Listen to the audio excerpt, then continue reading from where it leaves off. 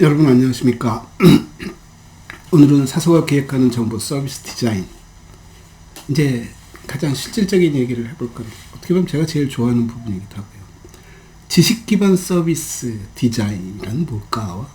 그럼 어떻게 설계하고 어떤 것들이 있지에 대한 얘기를 할까 합니다. 새로 만들어진 것을 얘기하자는 것이 아니라 그간의 우리의 경험들을 얘기를 통해서 우리가 그걸 어떻게 극복할 수 있는가에 대한 얘기를 하나하나 사례를 가지고 얘기를 해볼까 합니다. 하고 싶은 얘기들도 너무 많아서 어떻게 전개를 해야 할지 모르지만, 기본적으로 우리가 쓰고 있는 모든 규칙, 제도, 장치, 이런 것들은 우리가 하고 싶어 하는, 우리가 원하는, 우리가 필요로 하는 것들에 대한 그 시대적, 기술적 환경의 제약을 받을 수밖에 없습니다. 그래서 저희가 문헌정보학과 친구들이 대학에 입학해서 분류와 목록을 배울 때 항상 생각합니다. 분류와 목록이 문헌정보학에서 가장 핵심이고 꽃이고 우리의 전문직을 만들어주는 일이야. 근데 한 번이라도 우리가 그 분류와 목록에 대해서 비판적으로 쳐다본 적이 있을까요? 우리는 분류와 목록을 규칙으로 배웠습니다. 이런 게 있어. 이렇게 하는 거야. 책은 이렇게 정리하는 거야. 그리고 책이 아닌 나머지를 비책자로 해서 이렇게 이런 사례들이 있고 이렇게 정리하는 거야. 언제부터 우리가 그렇게 정리를 했을까요? 물론 교육 프로그램이 만들어진 것이 1800년대라고 합니다만, 그 교육 프로그램에서 우리 그런 것들을 만든 것도 하나의 표준화 작업이었다고 생각합니다. 즉 DDC라는 듀이가 만든 데시멀 클래시피케이션이 만들어지고 나서부터 분류에 대한 굉장히 환상이 생기기 시작했죠. 그 어렵고 복잡한 분류 문제를 단순하다기보다 체계적으로 정리할 수 있는 틀이 만들어졌어. 프로토타입이 만들어졌어. 그러면서 이제 목록 규칙도 만들어졌겠죠. 왜냐하면 한번 시대상을 비교해보면 우리가 쉽게 이해할 수 있습니다. 왜 분류와 목록을 하지? 분류와 목록이 꼭 도서관만의 문제가 아니라는 얘기는 제가 누차 말씀드렸습니다만, 문제는 문헌정보학과 친구들에게 분류와 목록은 도서관에서 일어난 일들만 가르칩니다. 제가 학생들에게 항상 편의점 얘기를 해줍니다. 왜냐하면 학생들에게는 편의점이 굉장히 친숙한 공간이기도 하고, 아르바이트를 하더라도 편의점에서 아르바이트 하는 경우가 많기 때문에 스스로 경험한 것을 얘기 나눠보자고 얘기를 하는 거죠. 처음에 가면 아마 사장님이 배열이 어떻게 되어 있고 여기는 뭐가 넣어있고 뭐가 쫙 있고 공간 전체 한번 얘기해주고, 그 다음에 계산하는 법, 그 포스 기계를 쓰는 법을 가르쳐 줄 것이고, 그 다음에 재고 정리하는 법을 가르쳐 줄 것이고, 이런 것도 1차적으로 쭉 가르쳐 줄 겁니다. 사람이 질문하면 어떻게 답변하는지에 대한 얘기, 새로운 물건을 찾을 때는 어떻게 얘기를 해야 한다는 것에 대한 얘기, 밤이 되면은 재고 정리를 통해서 그 소위 유효기간이 지난 것들을 빼내고 새로 정리하고 그 재고 파악을 하고 주문을 넣을 수 있는 준비를 하고 이런 일들이 일어나겠죠. 그게 하루아침에 일어났을까요? 저는 그렇지 않다고 봅니다. 처음에는 상당히 주먹구구였을 겁니다. 농사 짓는 사람이 농사를 짓고 장날이 되니까 아침 일찍 자기가 농사 짓는 물건 주섬주섬 담고 가서 이제 물건을 팔았겠죠. 팔 때는 이제 눈치를 보고 팔겠죠. 얼마를 받아야지, 그리고 내가 만든 물건을 어떻게 정리를 해야지, 어떻게 소개를 해야지. 처음엔 어리버리했겠지만 시간이 경과하면서부터 요령이 생기기 시작하고 가격에 대해서도 흥정할 줄 알게 되어지고 적정 가격이 얼마인지도 책정할 수 있게 되었고, 어떻게? 많은 정보를 입수해야 할 겁니다.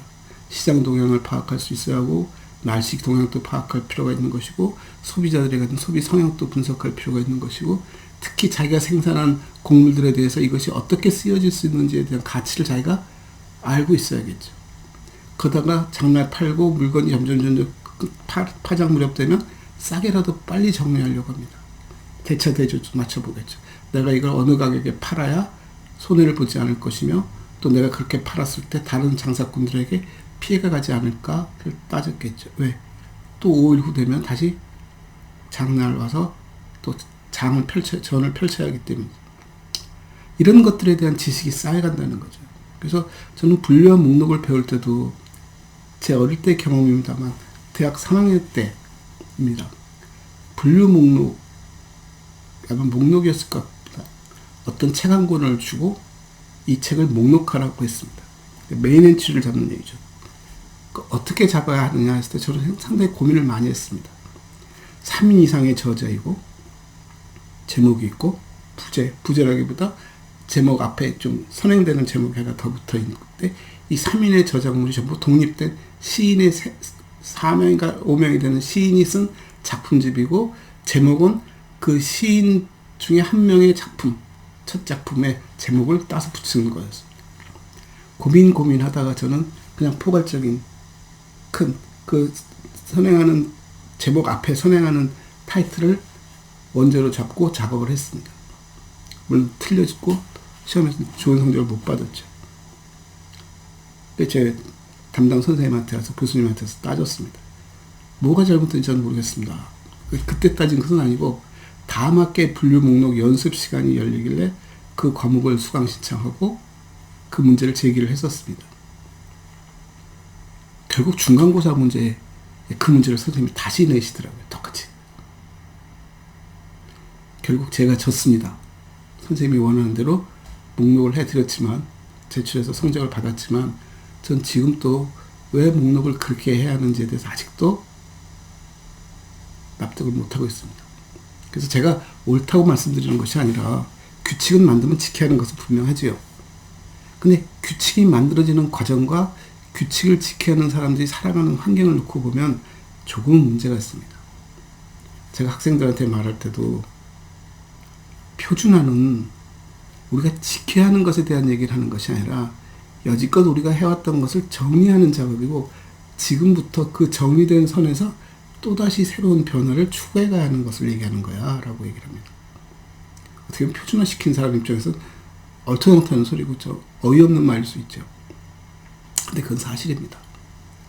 우리가 목록할 때 마크라는 걸 만들었습니다. 예전에 80년대 7, 80년대 얘기죠. 그래서 마크가 뭐니? 그러면 머신 리더블 캐탈로그입니다. 머신 리더블을 할 때 7, 80년대 머신에 대한 소위 퍼스널 컴퓨터가 나오기 직전에 기계에 대한 이해가 필요합니다. 그 당시 기계는 디스크 드럼이라는 방식이 있고 릴 테이프라는 방식을 썼습니다. 디스크 드럼은 억세스 속도가 엄청 빠르고 정보량을 잡으면서 굉장히 부피가 많이 나가는 것이고 릴 테이프는 굉장히 부피가 적고 빠르게 일처리를 하지만 이건 시퀀스가 순차적으로 처리할 수밖에 없는 방법이었죠. 그러다 보니까 마크라는 형식, 머신 리더블 캐탈로깅을 정할 때는 뭐냐, 우리가 알고 있는 목록 규칙을 그대로 전사한 것입니다. 컴퓨터에다가. 다만 컴퓨터에 대한 약점은 이 우리가 갖고 있는 목록 카드의 약보다 더 복잡할 수 있습니다. 이 얘기는 잠시 접어두고 다시 앞으로 돌아가서 그 목록 카드는 어떻게 만들었지? 왜 만들었지? 무엇을 담았지? 분류는 왜 했지? 그 시각에서 우리가 지식 기반 서비스라는 측면에서 바라보면 그래, 엄청나게 많은 물량이 발생하고 있는데 불행히도 다른 공장과 달리 도서관은 같은 물건을 여러 개 갖고 있는 그런 곳이 아니라 거의 다 다른 물량들을 갖고 있어. 형태는 다 비슷해 보이는데 공장으로 예를 들면 형태는 전부 못처럼 생겼는데 그 못이 다 달라. 100만 개가 있으면 100만 개가 다 달라. 근데 공장 같은 경우는 못이 한 10개 정도 종류가 있고 10개, 한 10만 개씩 모두 100만 개의 재고를 가져도 10구분만 하면 되는데 불행히도 책은 100만 개 있으면 100만 개가 다 다르다는 약점이 있는 거죠. 어떻게 보면 분류하고 목록하는 사람 시각에서는 상당히 도전적인 부분이기도 하고 결과적으로 상당히 진화된 분류 목록 체계를 가진 공간이 되었습니다. 그래서 그 목록 규칙은 대단하다고 여깁니다만 배우는 학생 시각에서는 다르게 접근할 필요가 있다는 거죠. 규칙을 배우는 것이 중요한 것이 아니라 그 규칙이 만들어진 과정을 이해하는 것이 훨씬 중요한 것이고 그 과정의 그 시대적 기술적 환경을 이해하는 것이 훨씬 더 필요하다는 얘기를 드리는 거죠. 목록이 계속 발전을 가지고 수천 년 동안 내려오면서 목록을 만들 때 무엇을 남길까? 사람들에게 원자원에 접근할 수 있는 방법이 뭘까? 제일 좋은 건 원자원에 직접 접근하는 것이죠. 제 뒤에도 지금 서가가 있습니다만 저 서가에 직접 접근하면 아무 불편함이 없습니다. 누구든지 와서 보고 필요한 책을 찾을 수 있죠. 그만큼 제가 무엇에 등한시할 수 있냐면 배열에 등한시할 수 있습니다. 이거 배열하는데 굳이 맨날 며칠 고민하면서 분류표를 만들고 라벨을 붙여가면서 정확하게 자기 위치를 배치하는 것이 그렇게 의미가 없을 수 있죠. 왜? 흩어져 있어도 불과 이 한 두세 평짜리 공간 안에서 흩어진 것, 그것도 서가 공간에서 거의 벗어나지 않고 있다면 쭉 훑어보는 것만으로도 자료를 찾을 테니까요. 우리가 도서관 서비스 공부할 때 브라우징이라는 개념을 얘기하듯이 개념이 살아있습니다. 어쩔 수 없이 브라우징이라는 개념을 말한 것은 배열 자체가 완벽하지 않을 수 있고 배열을 하더라도 그것이 항상 제자리에 놓인다는 보장이 없기 때문에 브라우징 얘기를 하는 것이고, 그 분류를 하는 것과 사람이 찾을 때 가질 수 있는 그 개념의 약간 오차에 대한 이해를 담았다고 본다면 브라우징은 굉장히 중요한 개념이죠. 기능이고. 그런다면 목록을 만든다는 것은, 그 목록을 접근할 수 있는 목록 카드를 제작한다는 것은 사람들이 직접 원자원에 접근할 수 없는 상황, 책이 10만 권, 100만 권, 1000만 권 올라갈 때 직접적으로 사람이 접근하면 그 수많은 사람이 수많은 책에 들락날락하면서 책이 부실되고 흩어지기 쉽겠죠. 서점이 그 좋은 예라고 봅니다. 근데 서점에는 장기간 머무르거나 그 책을 그저 이용하고 반납하고 하는 행위가 있는 것이 아니라, 이용을 한다는 건 빼가는 얘기를 하는 것이고, 그 책을 빼가면 사겠다는 얘기를 하는 것이죠. 물론 간혹가다 책이 흩어지거나 엉뚱한 데 끼어질 수 있습니다. 그래서 서점에서는 분류가, 서점에서 하고 있는 배열이 우리가 알고 있는 DDC나 KDC 같은 주제성을 띠고 있을까요? 상당 부분 주제성을 띠고 있습니다만 그 배열은 상당히 모양에도 의미를 부여할 수 있고, 어떤 출판사냐에 따라서 어떻게 배열하냐가 결정날 수 있는 것이고, 또 책이 하나가 아니다 보니까 복권이 발생하다 보니까 유사한 책들이 모여서 한눈에 봐도 엉뚱한 책이 끼어졌는지 금방금방 눈으로 확인하기가 쉽습니다. 근데 모든 책이 다 다를 경우에는 잘못 배열되었을 때 찾기가 어렵죠. 그래서 오죽하면 라벨에다가 분류대역에 띠를 만들어서 가늠 근처에서 흩어지도록 만들었을까요? 중요한 건 그 얘기가 아니고, 목록 카드에 목록 규칙이 만들어지는 과정을 놓고 보면 그 시대적 배경, 시대적 기술 배경이 분명히 작동하였다는 것이고, 그것을 아까 다시 얘기 돌아와서 마크라는 형태로 변환시킬 때 왜 그 복잡한 000, 01, 00이 이렇게 코딩화하고 굉장히 복잡한 테크니컬 필드를 개발하고 했을까 보면은 그 마그네틱 테이프 갖고 있는 특징이 있는 것이죠. 그래서 제가 우려하는 것은, 우리가 사서들이 잘못 접근했어. 우리 사서들이 마크라는 형태를 만드는 것에 직접 관여할 필요가 없었어. 그거는 기계적인 일이고 기술적인 일이야. 우리에게 필요한 것은 목록이라는 것에 갖고 있는 의미. 예전에 목록 규칙을 만들고 목록 카드를 제작할 때는 이 목록 카드의 제작이 우리의 몫이었습니다. 누가 대신해 주는 것이 아니라 분류하고 목록하는 사서 선생님이 바로 카드 제작까지 같이 했다는 것이죠. 왜냐하면 카드 제작을 남에게 위임했을 때 나타날 수 있는 중간적 일이 카드 제작하는 일과 별반 다르지 않았기 때문에 카드 제작을 같이 했을 뿐이죠. 효율성 차원에서. 근데 기계적 장치를 만드는 마그네틱 테이프에다가 수록할 때는 얘기가 좀 다릅니다. 우리가 마그네틱 테이프에 수록할 때 마치 코더처럼, 프로그래머처럼 80칼럼짜리 옛날 그 카드를 쓰듯이 하나하나 우리가 입력할 내용을 써서 주는 것이 중요한 것이 아니라 그건 프로그램의 몫이라고 저는 봅니다. 프로그래머가 그걸 어떻게 프로그램해서 전달할까는 내가 필요한 목록을 그대로 전달해 주면 됩니다. 그래서 그 마크 테이프로, 그러니까 마크 형식으로 넘어가기 전 단계에 나온 게 뭐냐면은 우리가 말한 목록의 규칙이 세분화돼서 나오고 그 소위 코딩 방법들이 나오죠. 세미콜론을 달고 하이픈을 달고 대시를 끊고 이런 작업들이 쭉 진행되고 순서에 대한 문제들이 진행되어졌습니다. 이거를 잘 활용해서 제작을 그냥 했다면 우리는 타이핑을 해서 워드 프로세서라든가 텍스트 파일로 만들어서 넘겨주는 그네들이 프로그램을 통해서 끌고 갈 수 있었어요.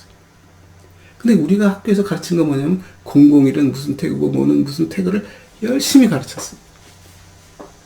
그걸 왜 알아야 하죠? 했더니 나중에 보니까 입력장치가 그 폼으로 만들어져 나오더라고요. 그래서 이게 바로 우리가 지금 지식 기반 서비스를 디자인하는 사람 시각에서 쳐다봐야 할 문제구나. 우리가 그렇게 복잡한 규칙과 규격을 이해해가면서 작업할 필요가 있을까? 그냥 쉽게 화면을 설계해주고 그 코드를 살려서 쭉 써주면 자기가 내부적으로 001 태그를 달던 010 태그를 달던 이게 몇 글자인지 타이핑해서 캐릭터 숫자를 세던 어떻게 그걸 장치에다 집어넣고 하는 것은 기계적인 부분인데 반얼치기 기계적인 작업을 우리가 했다는 거죠. 완벽한 기계적인 작업이 아니라 반얼치기 작업을 했다는 거죠. 우리가 프로그램 언어를 배우면 두 가지가 있다. 한 로우 레벨의 언어가 있고 하이 레벨의 언어가 있답니다. 로우 레벨은 뭐고 하이 레벨은 뭐지? 로우 레벨은 소위 말하는 기계어이고 하이 레벨은 우리가 사용하고 있는 일반적인 언어 체계로 되어 있는 거죠. 기계어로 되어 있을 때는 일처리 속도가 엄청 빠릅니다. 왜? 기계에 직접 명령을 하다고 기계의 특성을 그대로 활용해서 쓰기 때문에. 근데 그럼에도 불구하고 그 기계어를 쓰지 않는 것은 그것을 가르치는 데 많은 시간이 필요하고 전문가를 양성하는데 고도의 비용이 들 뿐만 아니라 전문가를 채용해 쓰려면 많은 임금을 달라고 하니까 이걸 보다 수월하게 해서 하이레벨 랭귀지를 만들어요. 포트란, C, 코볼, 파스칼 등등 같은 언어를 만들고 그 언어로 작업하면 기계어로 변환시켜 쓰게끔 하죠. 물론 퍼포먼스는 조금 떨어질 수 있지만 그 하이레벨 프로그램을 개발하는 과정에도 퍼포먼스가 중요한 부분들은 그렇게 쓸 수 있게끔 병합해서 쓸 수 있게끔 하는 기능도 제공했죠. 근데 왜 사서 선생님들은 그 진짜 그 하이레벨의 기계어 같은 부분들을 직접 작업했을까요? 지금도 그 틀에서 크게 못 벗어나고 있다는 생각이 듭니다. 그러다 보니까 이제 그게 목록 규칙이 되었습니다. 진짜 그게 목록 규칙일까요? 저는 아니라고 봅니다. 진정한 목록 규칙은 우리가 처음에 세웠던 카드를 만드는 작업에서 썼던 것처럼 어떤 필드가 중요하고 어떤 필드를 기술해야 하는가와 어떤 필드가 엔트리로 배열의 대상이 되어야 하는가를 잡아주는 작업만 해주면 나머지 것들은 그렇게 중요하지 않습니다. 왜? 지금은 표지도 뜹니다. 만약에 국립중앙도서관이 납본을 받거나 대학 도서관들이 해외 서적을 구입해서 정리를 할 때 그분들이 갖고 있는 타이틀 페이지라든가 심지어 책등이라든가 판권지라든가 목차 페이지라든가 몇몇 페이지만 스캐닝을 해서 넣으면 사람들이 필요한 세부 정보는 그 안에 다 있고 요즘 AI도 얘기하고 있고 소위 말하는 패턴 인식하는 분석기기들이 나오면 그걸 100% 캐릭터로 아스키로 전환시켜서 검색에 활용할 수 있는 기술까지 왔는데 우리가 그 단계를 가지 못하는 이유는 우리가 배운 규칙이 어긋나 있는 거죠. 이 순서대로 우리가 했던 일들을 진행해 갈 수 있었는데 우리는 목록 규칙을 기계 중심적으로 얼치기 기계어처럼 개발해서 쓰다 보니까 말이 안 되거든요. 지금 또 마크를 갱신하고 있는 거 보면 조금 서글픈 생각이 듭니다. 그래서 오늘은 첫 시간이라 그냥 잡다한 얘기를 하면서 이렇게 얘기를 했습니다만 가장 중요한 문헌정보학과 친구들에게 있어서 사서들에게서 가장 중요하다고 여기는 분류 목록이 왜 이렇게 됐지라는 반성도 하고 지식 기반 서비스라는 것이 갖는 의미가 뭐지? 그래서 자기 반성할 필요성도 있는 것이고 우리가 기술 개발을 한다는 것이 갖고 있는 단계를 놓고 봤을 때 우리의 몫이 어디까지이지? 우리의 역할을 어디까지 봐야 하지? 에 대한 한계를 한번 규명하고 스스로 반성하고 고민할 수 있는 시간이었으면 하는 바람에서 얘기를 시작해 보았습니다. 앞으로도 계속해서 지식 기반 서비스의 디자인을 우리가 어떻게 해갈까 하는 사례들을 가지고 몇 시간을 가져볼까 합니다. 감사합니다.